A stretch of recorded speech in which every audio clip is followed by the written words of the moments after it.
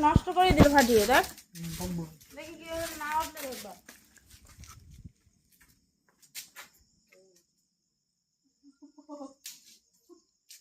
এটা কখন কিনলে উপর থেকে নষ্ট করেই দিল হ্যাঁ বাবু কোথায় বাবু আওয়াজ হবে আনিয়ে ঠিক আছে ঠিক আছে চালিয়ে আয় নে নে চালিয়ে আয় চালিয়ে আয়